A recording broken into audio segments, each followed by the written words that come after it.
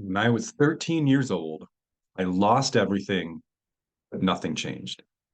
I felt like I was homesick for a place that I had never been, and like I was grieving someone who I had never met. And I stopped caring about absolutely everything else in my life.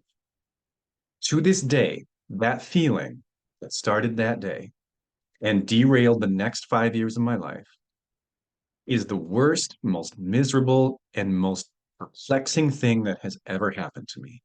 Nothing changed. Nothing had happened. My life was just as good that day as it was the day before.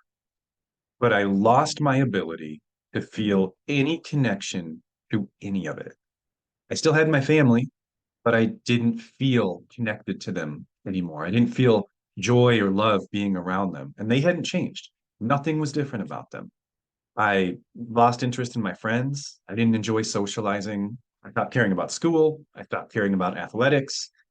Nothing connected to anything in my brain anymore. And it felt like no matter where I go, what I do, who I'm with, it's all worthless. It's all for nothing. None of it matters. The really confusing part was I had this feeling or a thought. I don't even know if it was a thought or a feeling that there's something somewhere out there. And if I just find it or get it, this feeling will go away and everything will be all right again.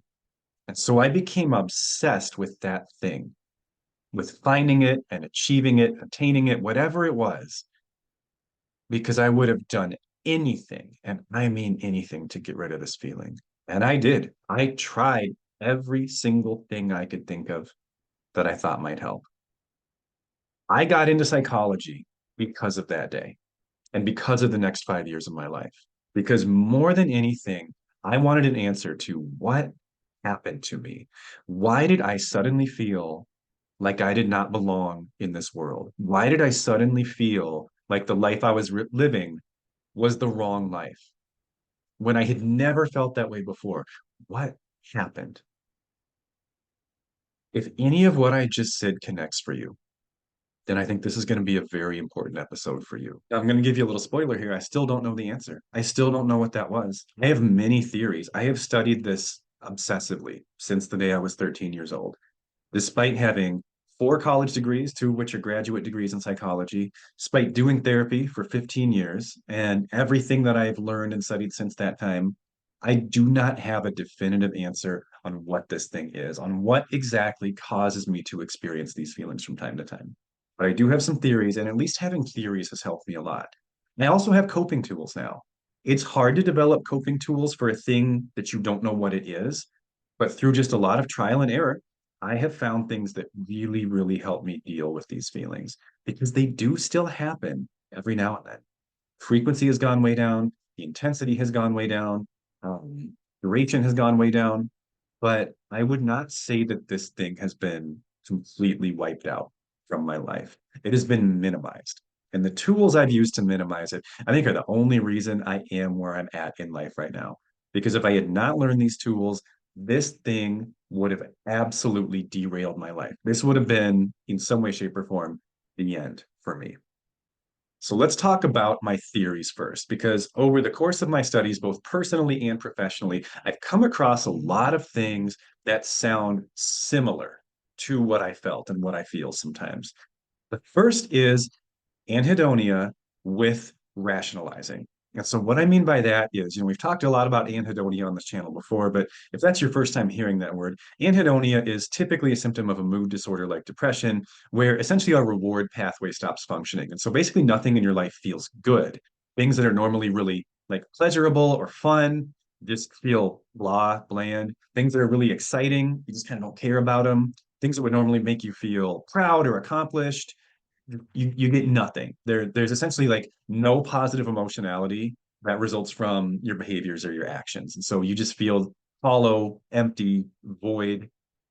My brain has always been the type of brain that has a really difficult time accepting that things can happen for no reason. And it tends to want to rationalize every feeling I have or every lack of feeling that I have. So when I experience anhedonia, my brain wants there to be a reason. I have a really hard time being like, I feel different today than I did yesterday, but my life is the same today as it was yesterday. And so one of my theories is that this at its core is depression and anhedonia, and I just have a massively rationalizing brain that needs to find a reason, even if the reason is illogical or impossible, and says, you feel this way because of this thing, and therefore here's what you need to go and do to fix that feeling. And I would say that is probably my leading theory. I think that's the one that makes the most sense. And so, if you're also someone who experiences depression and experiences anhedonia, but also has a very rational brain that wants there to always be a reason or an explanation for everything, that may be a fit for you.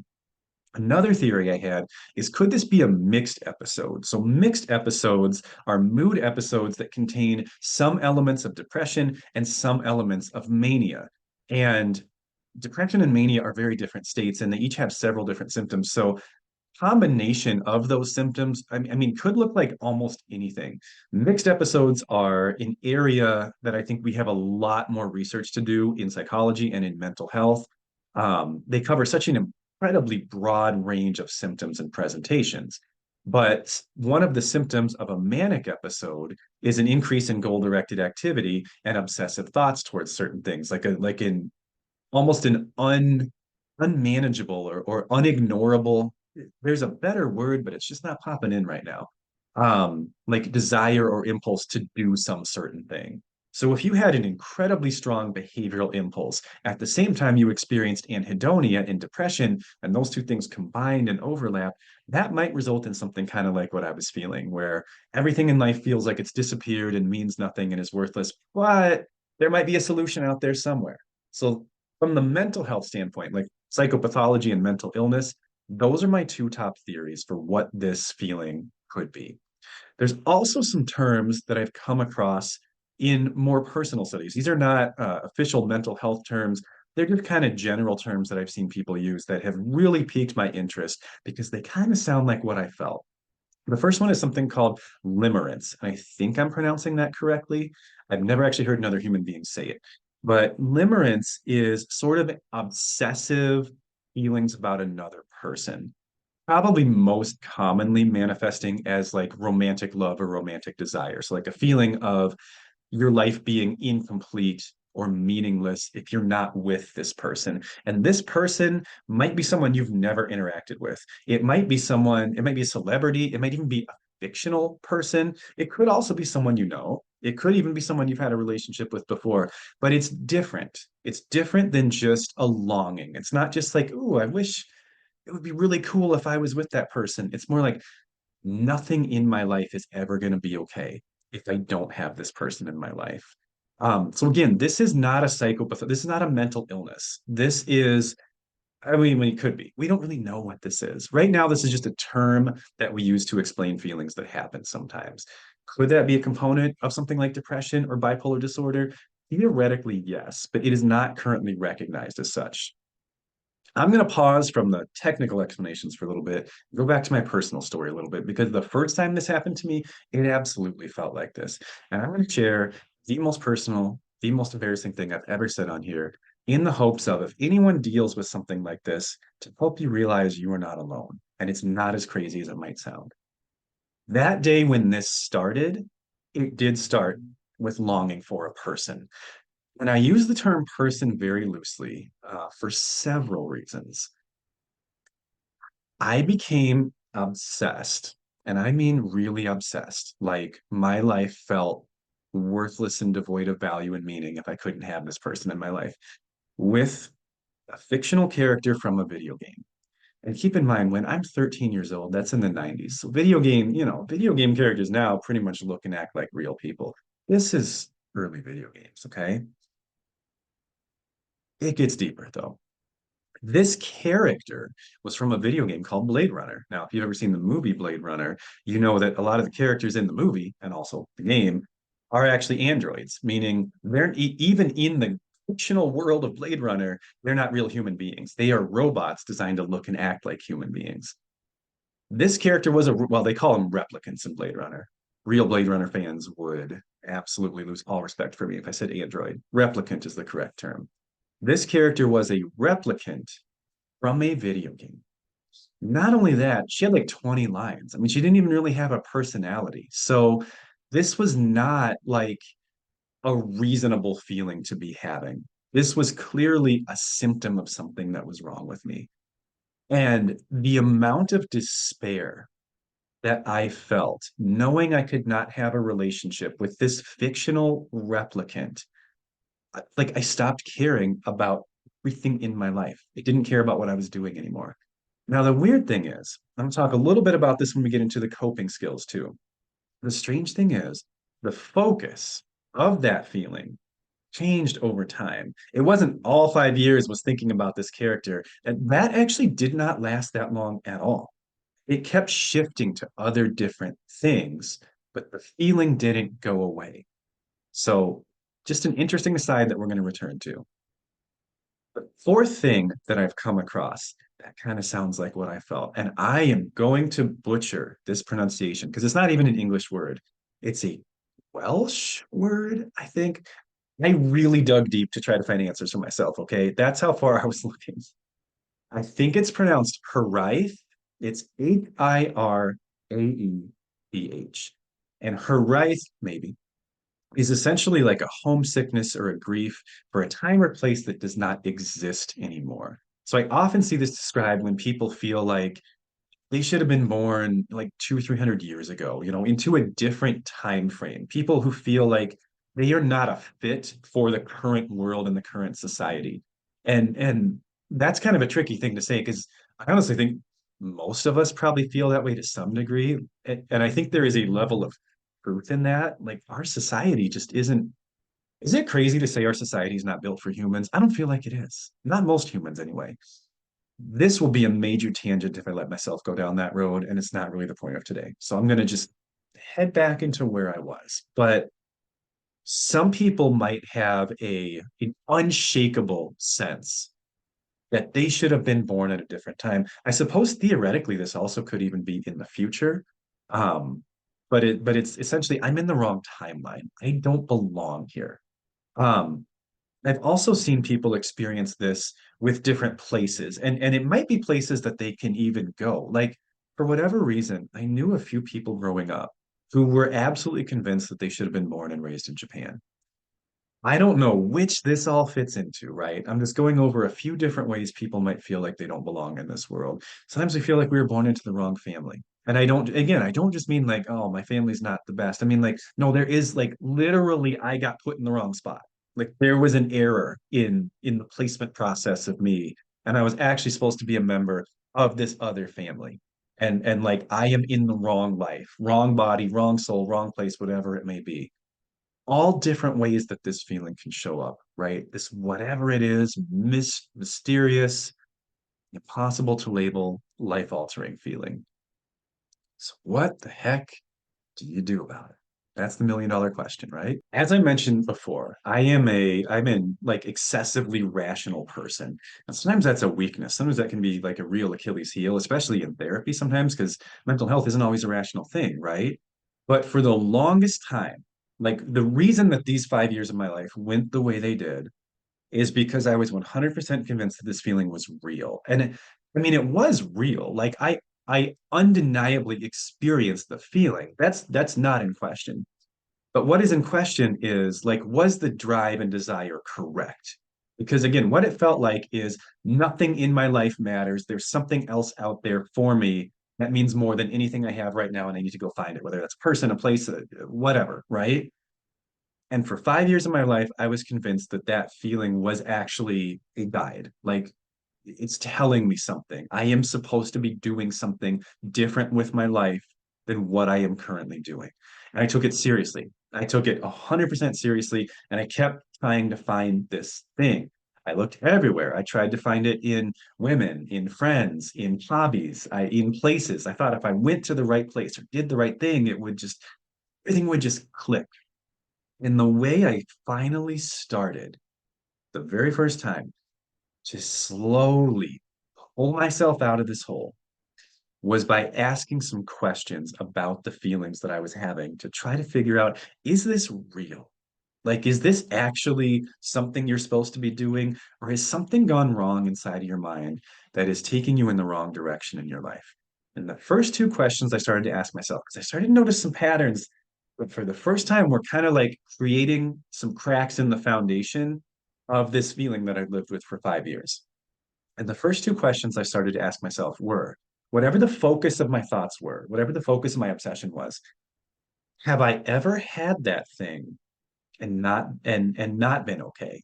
So my brain is saying, this thing is the key. You need to get this thing. You need to do this thing, and your life will feel complete again. And all these emotions that you've not felt for 5 years, you'll have them back. Sometimes the things that would tell me that I needed, I was like, I've had that though. And I still felt like this when I had that.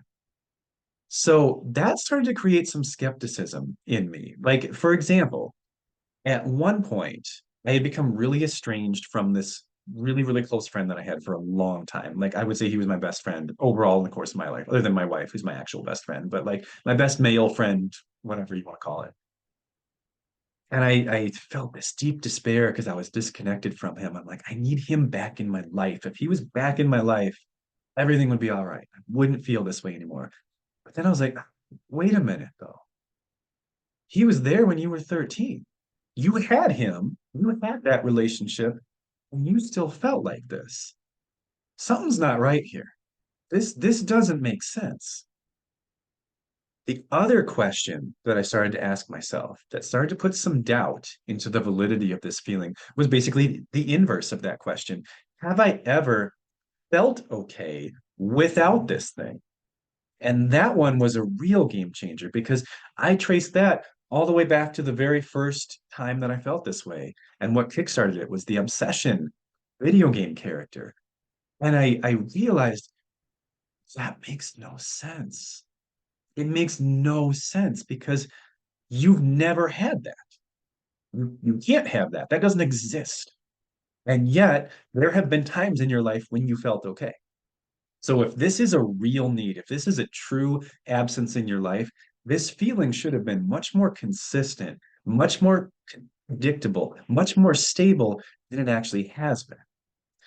Because I really started to notice how frequently the focus of these thoughts was changing.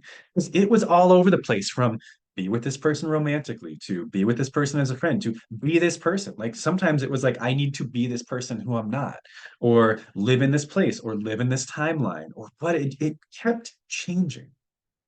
And after it changed enough times, I just started to get really skeptical about that because I realized if this was real, it wouldn't be changing. There wouldn't be constantly moving goalposts, and I wouldn't sometimes achieve that thing, and then sometimes feel better for a few days, and then it just moves again. It's like, nope, now it's this. Sorry, you were wrong. And I started to really believe it. I don't remember the exact time frame from like I am all in. I 100% believe that my life is the wrong life to I have some slight skepticism about that idea too. Like, I am pretty convinced that this is actually a mental health problem and not an actual problem with my life, and that's all it's ever been. I couldn't tell you how long that process took exactly, but I got to a point where I was pretty sure that this was actually just a load of crap. That not to say that my life is perfect, right? And that's maybe there are kernels of truth to it, right? Like a lot of these things were about other people, right? I want other people in my life. I have been fairly lonely and isolated at times during my life. So, there probably was like a kernel of truth in that, like, you really do probably need some more people right now. But this all or nothing black and white, life is meaningless without this person, and it would be glorious and perfect with this person it wasn't making any sense to me. The longer I looked, especially the longer it went on, the more it changed, the more I realized this, this is not it. This has to be some symptom of something and not an actual drive or desire or need in my life. Now, that's just my experience. I don't know, even if you've resonated with everything I've said so far, you may be experiencing something different than me. Okay. So I don't know the answer to that. But I am now, at this point in my life, 100% convinced that this feeling that keeps popping up for me, it's a symptom of something. I don't know what to call it. I don't know what causes it, but it's not real. It's a real feeling, but the need or desire is not real. And so that leads me to the primary coping skill that I use today when I feel this way, which is that I take it seriously, but I don't take it seriously. I know. That's just how it sounds in my head. I'll explain what that means. I take the emotion seriously, meaning when I get this feeling, I know that no matter how much I know, no matter how much I tell myself, this is fake, you don't need this, whatever the stupid random thing my brain decides to tell me is the right now thing, because it'll sometimes it'll go back to a previous one. It's like, hey, remember that thing you got over? We're back. And sometimes it's like, here's a brand new thing. And whatever it is, I take the feeling seriously because I know this is just going to have to run its course. And no matter how much I tell myself that's not the thing, that thing doesn't matter. I am fine. I don't need that thing. I don't need to be there. Whatever it is, I'm still going to feel it for a while. Haven't figured out a way to completely prevent or just eradicate the feeling. Don't know how to do that, but I've minimized it. I take the emotion seriously, but I don't take the urge or the thought seriously. I basically treat myself during these periods of time like I am sick, like I'm physically ill, because my motivation tanks, my energy tanks, my executive functioning, like focus, concentration, memory tanks, because my brain just keeps thinking about whatever stupid thing it's obsessed with. And I know I'm not going to be on my A game. And so I do take that seriously. I basically treat myself as if I have, I know I've said this before with depression in general, I apply it to this too. I treat it as a chronic health condition, right? So I'm having a flare up right now. I'm not feeling like my normal self. I'm not as capable as I normally am.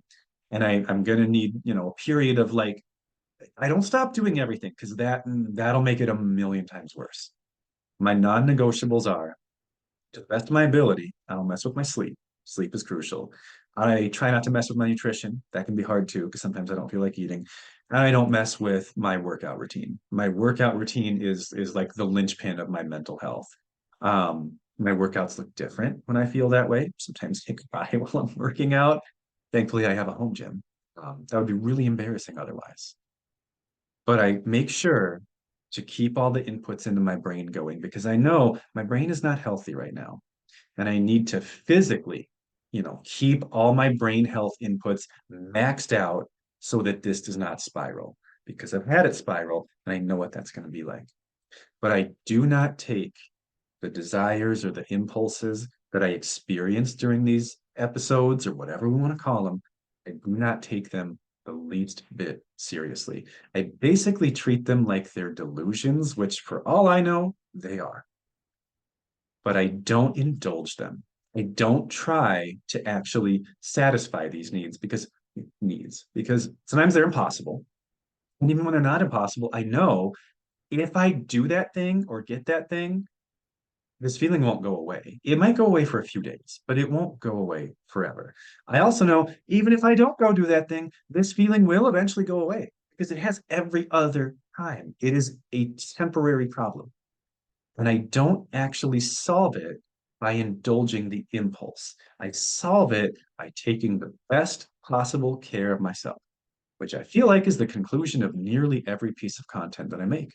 But the older I get and the healthier I get, the more convinced I am that that is such a fundamental piece of mental health that is so rarely thoroughly addressed and emphasized the way it needs to be. So, all that being said, there's one more thing I want to add, which is that if you feel this or something like this, I am so sorry because I don't even know what to say about it, to be honest with you, other than it's got to be just the loneliest thing, right? How do you even talk to people about this? How do you tell someone who seems to be doing okay, like my soul feels like it's in the wrong spot? I mean, I don't even know if those are the right words to describe it. I'm not even 100% sure I've communicated anything to you today other than that I'm a little crazy sometimes. But if you feel some of what I feel, I am sorry. I am so sorry you've been through that. And you were not alone. Please don't forget that. Like, I don't know how many views and comments and likes this video is going to get. So, being a little future oriented here. But you in the future who are watching this video, if you're feeling alone and isolated, scroll down. See how many people have watched this video. See how many people have liked this video. See what some of the comments have been. I'm sure there'll be trolls. Ignore the trolls. They will exist as trolls do. But scroll down and see. See if you're the only one. I bet you're not. I bet there's a lot of people out there like you. They just don't know how to say it, or they're just too scared to talk about it, or they don't understand. I would not have told any of this to anyone when I was in the middle of it. I told some people bits and pieces here and there, but this whole thing, like, I wouldn't have even known how, I don't think. So I hope, I mean, honestly, what I really hope from this video is it doesn't make any sense to anyone. That's my actual hope. I hope everyone watching this is like, well, he's crazy. I'm so glad I'm not him. That's the best case scenario. Um, but if this did resonate for you, I hope that it helps to know you're not alone. But I really hope that some of my coping tools help too, because whatever this thing is, it's a beast. It really is. But you're not fighting your battle alone. Okay. Take care. I'll see you next time.